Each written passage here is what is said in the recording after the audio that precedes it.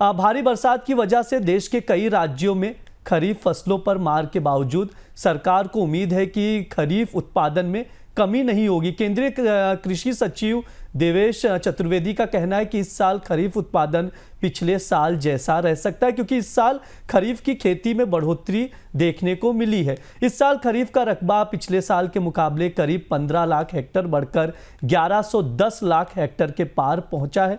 Bonus point में हम लगातार कह भी रहे हैं कि खरीफ की फसल पर अत्यधिक बरसात का असर होगा। अब इसमें कृषि सचिव का बयान भी आया है। इस बयान को कैसे समझा जाए सर, इसको थोड़ा सा समझाइए आप। ब्रज, हम लोग लगातार बोनस पॉइंट में जब से मानसून अर्ली मानसून का अराइवल हुआ और उसके बाद जो जुलाई और अगस्त में, खासतौर से अगस्त और सितंबर में जो बाढ़ की स्थिति बनी, उसके बाद बराबर हम इस बात के लिए चेता रहे हैं कि खरीफ का उत्पादन लगभग वैसा नहीं होने वाला है जिसकी उम्मीद की जा रही थी। कृषि सचिव का बयान कई अर्थों में पढ़ा जा सकता है, बिटवीन द लाइन्स इसे समझने की कोशिश करते हैं।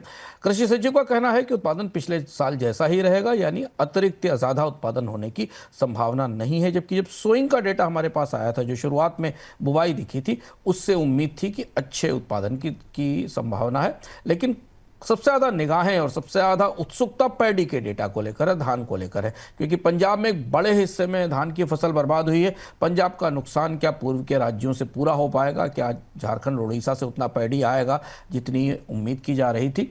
ये देखना करीब से ज़रूरी होगा। इसके अलावा तिलहन और दलहन दोनों की बुवाई कम रही है, इसलिए इन पर दबाव रहेगा। और इसलिए इस आंकड़े को अभी एडवांस एस्टीमेट आने वाले हैं एग्रीकल्चर डिपार्टमेंट के, जहां से हमें पता चलेगा कि फसल के उत्पादन की क्या परिस्थिति बन रही है। लेकिन कृषि सचिव का बयान इस संभावना को थोड़ा सीमित करता है कि उत्पादन पिछले साल से ज़्यादा हो सकता है, भले ही बुवाई ज़्यादा हुई हो। बाजार इसे खासतौर से कृषि उत्पादों का बाजार इसे अपनी तरह से समझने की कोशिश करेगा।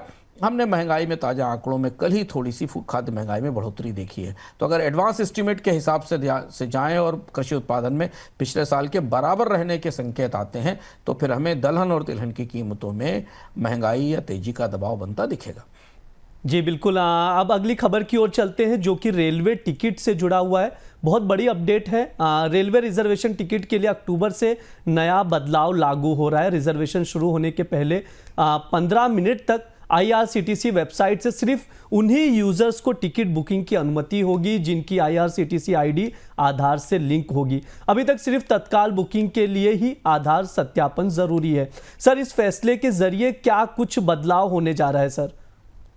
रेलवे की लगातार एक कोशिश है कि जो वास्तविक यात्री है वही टिकट ले सके। रेलवे में टाउट्स का, दलालों का, एजेंट्स का एक बड़ी चुनौती और कई साल पुरानी चुनौती है। ये जो टाइम विंडो है जिसका जिक्र आपने किया कि रिजर्वेशन खुलने से 15 मिनट पहले, वो सबसे क्रूशियल टाइम विंडो होती है। सरकार के पास अब पर्याप्त डेटा है, IRCTC के पास इसका ह्यूज डेटा है कि इस विंडो में, इस समय में अधिकांश टिकट्स बुक कराए जाते हैं ट्रैवल एजेंट्स की तरफ से, जबकि सामान्य लोगों को इस विंडो में टिकट नहीं मिलते, क्योंकि सीटें बुक कराकर ब्लॉक कर दी जाती हैं और बाद में फिर सीटें नहीं मिलती हैं। तो ये बहुत बड़ा बदलाव है, ये बड़ा परिवर्तन है कि 15 मिनट पहले सिर्फ वही लोग कर पाएंगे जो कि अब जिनके पास आधार का सत्यापन होगा और जो IRCTC की साइट से लिंक होंगे। इसमें जो सीट ग्रैब होता है, जो सीटों को जल्दी से जल्दी हासिल करना है, क्योंकि भारतीय रेलवे हमेशा कैपेसिटी कंस्ट्रेंट से, सप्लाई की कमी से जूझती है, उतनी सीट्स नहीं होती जितने यात्री होते हैं।